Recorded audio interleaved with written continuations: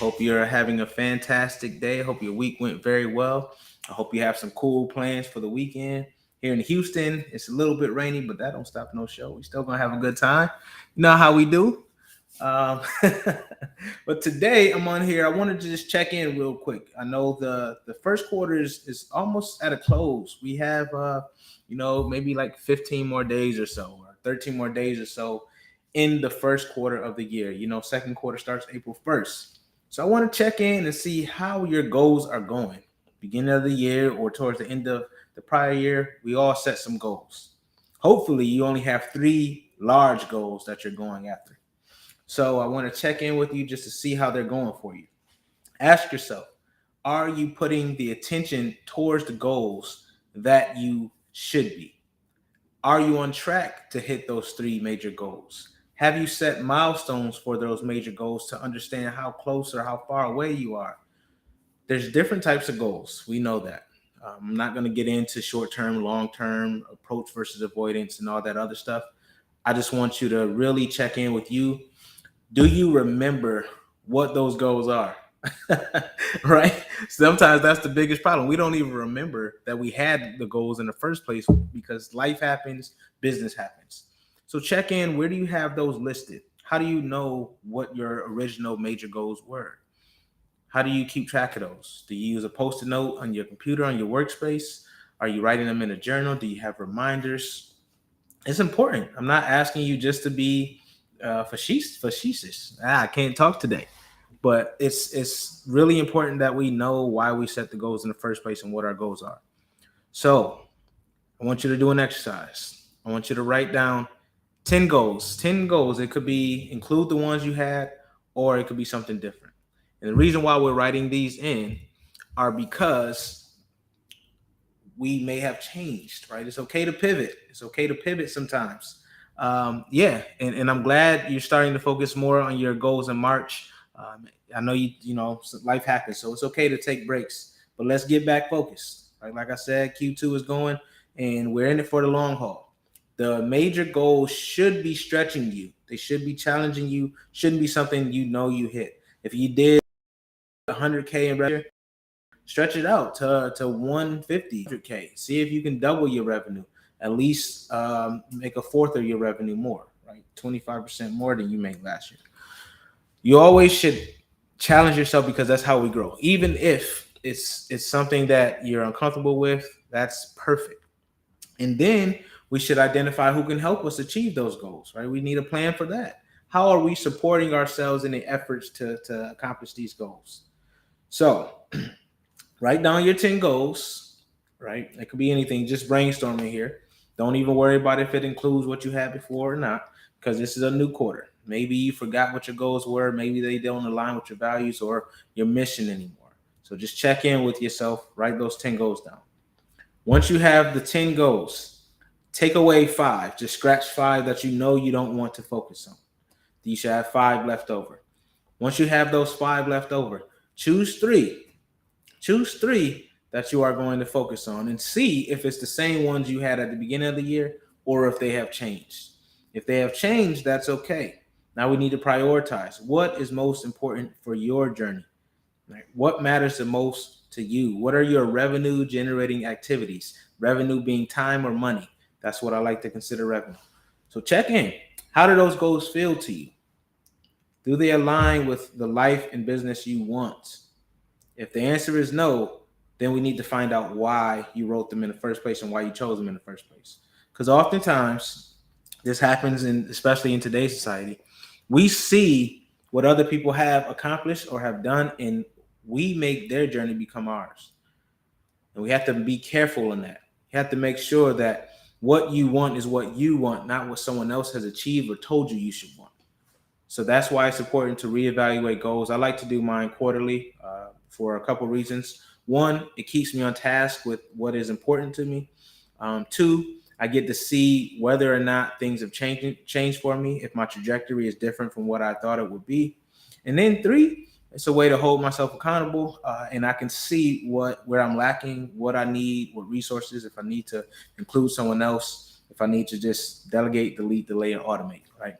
So that's a way to keep you on track. Once you have these three goals, I want you to write down what you might need. What do you think you need to achieve each goal? So put the goal at the top of the paper or a notepad, however you're doing it, if you're using Excel or something. And then underneath, write down what you need to achieve that goal. You should get like 5 to 10 things. Write down what you need to achieve that goal. Do you need more training? Do you need to bring in someone? If so, who? What skills do they need? Are there groups or associations you need to join? Do you need to do more of something like speaking engagements, whatever? And then you also get to see, what you already have, and you get to take the steps. It's really building your action plan for success. That's what goals help you do. When you are focused on a goal, you may not know exactly how to get there immediately, but you can kind of reverse engineer it. You can envision yourself there. And that's another thing I want you to do. Once you write down the goal at the top and what you need to do, 5 to 10 things, what resources you need, etc. I want you to close your eyes and envision yourself achieving that goal.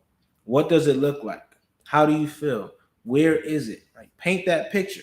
So that way, when you do feel like things are getting a little, messy a little bit, or they're not going your way, you can close your eyes and remember what that felt like and where you were, and just place yourself there. Because we have to understand that the journey does not go the way we want it to go. Right? I always say that. It's not going to go on your time. But what you can control is your effort and the way you handle situations. All right. So goal setting and visualization are two powerful tools we can have on that. Accountability is a part of that. But also the flip side of accountability is inspiration. Right.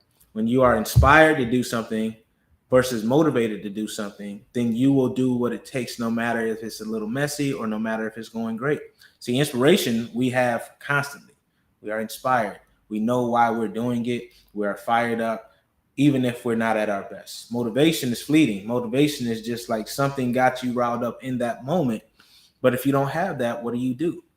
So I want you to feel inspired to accomplish those goals and understand that it's not a quick thing. Understand that even if you set it for a certain date, maybe you go a little past that date, but you learn along the way. Keep a checklist of what you learned. Track that. Okay, I tried it this way. What other ways can I try? What else can I do to help me achieve this goal? What else can I do to make it a little easier for me? All right. This is what we have to do. Remember, a goal is not supposed to be strict. A goal can change, be flexible, be malleable, because you never know what blessings may come to you, or you never know what challenges you may face. A goal is typically something you have not done or something that you are a little ways away from, right? And then when you set those major goals, remember that the major goal is growth. Take a look, take inventory of each step that you've taken. Remember, one foot in front of the other. Look at how far you have walked from where your starting line was when you were going for that goal. Even if you fall short, you are further along than you were when you started. And you have to give yourself that pat on the back. So that's another thing I want you to write down. How do you celebrate each of the milestones along the way towards your goal? How do you know, and how do you keep yourself grounded as you take these steps? Appreciate you, Reach. Appreciate it, bro. I'm keep coming on. I got a lot to share with you all. The journey, I know it's not easy, so I want to make sure that everyone's getting this, getting something out of this. So I'm not doing this for no other reason but to help, elevate your success. But one of the reasons why this is the topic that came to mind for me today is because I've set goals. I've set some really, really stretched goals for myself this year. And I feel like, first quarter didn't go the way I wanted it to go. Right. I feel like I put in a lot, but I didn't receive a lot yet. And then I thought about it. I have a great support system. And I thought about it. I said, you know what?